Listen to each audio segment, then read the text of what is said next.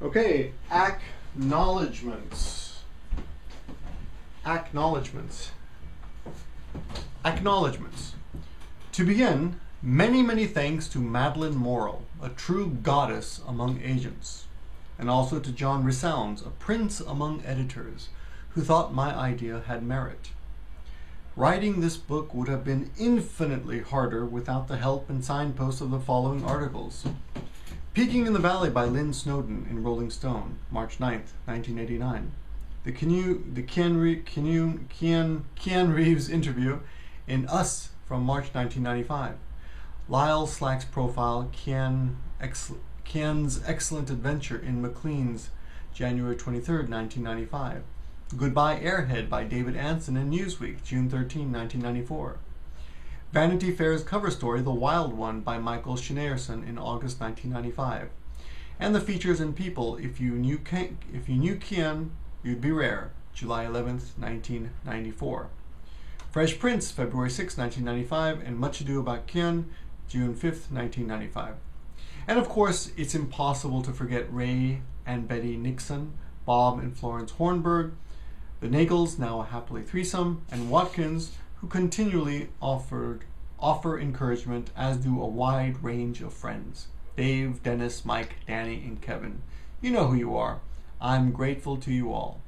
I doubt whether much of this would have been possible without the support of Linda, who, while pregnant and with plenty to think about, was happy to let me burble out my news, ideas, and theories.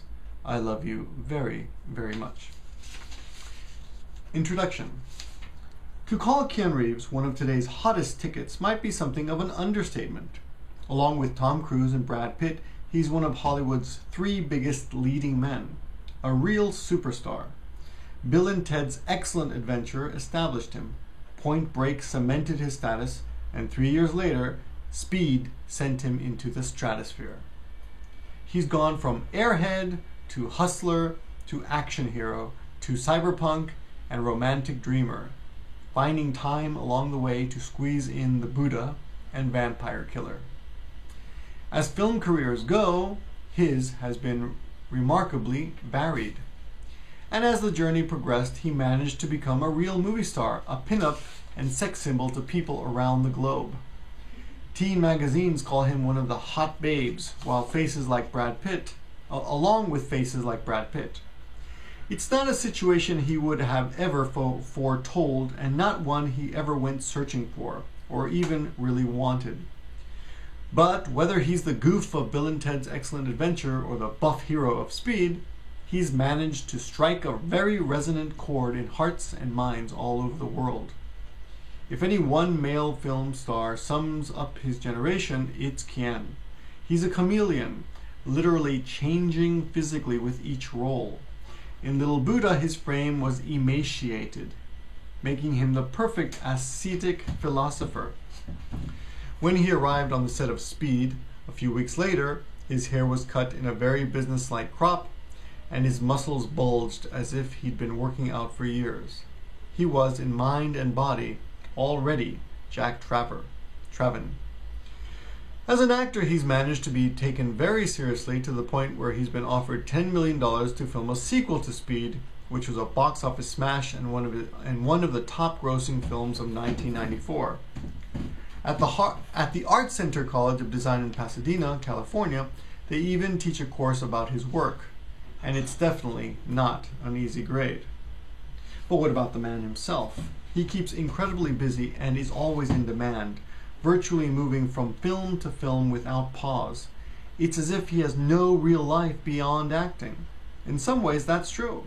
Outside his profession, his interests are very few. His motorcycle and his band are about all. Although he's long been able to afford it, he's not interested enough to buy himself a house. So instead, he lives in a hotel, although admittedly a good one. Keanu has fallen into his success and embraced it somewhat warily. It's there, it happened, but he's not really sure he really wants it. He's certainly not interested in the trappings that accompany fame. If pressed, he'll present an award at the Oscars, but you won't find his face haunting the gossip columns or the tabloids. For one thing, he's too busy most of the time, and when he isn't, he stays well away from the world of roaming cameras and reporters out for a story. He's the bass player of Dogstar, a band he calls folk trash, but which others have labeled rather less kindly.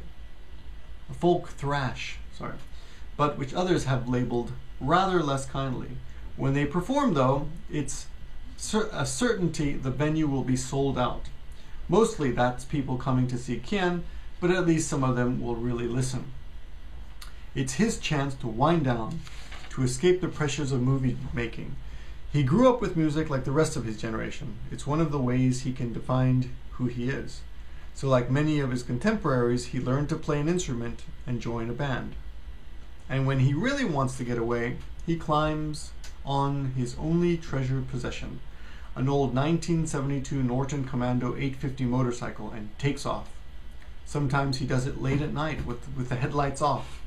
To him, there's a big element of fun in the danger. We'll stop there.